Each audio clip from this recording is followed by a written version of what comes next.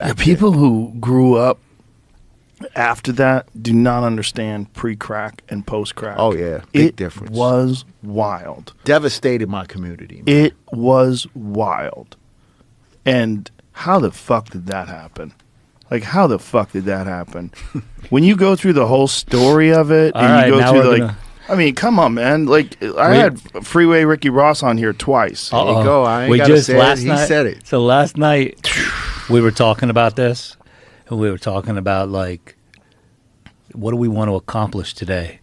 And last night, when we were talking, he's like, well, you know the CIA brought crack into, I said, you might want to stay away from that, but here we are. The fuck out of staying away from that, man.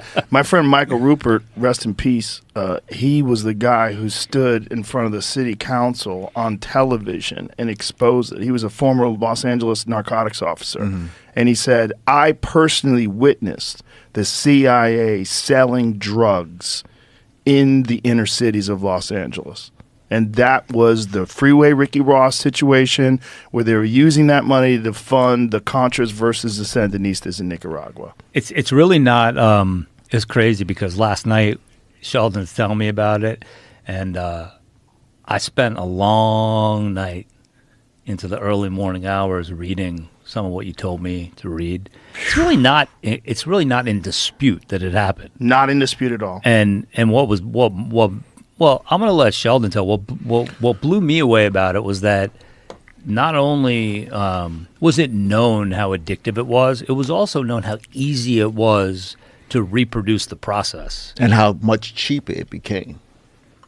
Yeah. Not only that, the differences in sentencing. The difference is in sentencing. That's 1 to 5. the wildest thing. Yeah. 1 to 5 is like 1 to 5 ratio. Yeah. And then you had the the Rockefeller drug laws that came into effect that required mandatory minimums and et cetera, et cetera. So when we talk about social conditions and we talk about situations that were created for the purpose of what? You separated families. You had mothers and really grandmothers who had to take care of the children because the mothers were in the streets smoking crack. And the fathers were either in the streets using drugs, selling drugs, or in prison with astronomical sentences and removed from the family structure in totality because of these conditions. So now you have the child just kind of left to fend for itself. And we're not even talking about the children who were born that were subject to mothers who, the crack baby, right? Yeah. And that's just, I mean, the list just goes on and on when we talk about social conditions and we talk about the long-term effects of these conditions and how it produces behavior. Like Ivan Pavlov, one of my favorite psychologists, he talks about stimulus and a response, right? A classical conditioning. So you introduce the stimulus and then you have a response, which equals to the condition that we see. And you're also talking about what we were talking about earlier.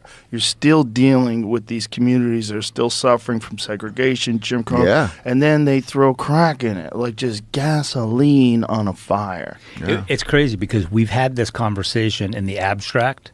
We've had this conversation, about this very subject. And then the more I got to know Sheldon and his story, I said, well, here was someone that not only lived it, and I want to make clear one thing that has always struck me about Sheldon is his vulnerability, but also his honesty. He's like, he'll be the first to tell you out of the gate, I did it. I could have made better choices. He's not asking for a pass based on his conditions. What he's always said to me was, I just want people to consider how it may have impacted me. So, and to me, you just can't ignore it. It doesn't say, well, poor Sheldon. I think that because I guess, I know him, the human being. So I trip out when people are like, anybody that murders or robs or does it, you lock them up and throw away the key. I always feel like, well, look, why don't you explain to me how you have gotten to know somebody that has been brought up in different conditions than you were? How long have you sat and listened to them? How long have you considered how that might have impacted them and compared it to the conditions you grew up in? How many people like him have you gotten to know? So again, I'm trying to walk a fine line between sounding preachy and just saying, let's just consider the circumstances in which he was born. We're both 48. I don't want to get into, my family, struggled financially, but had different opportunities.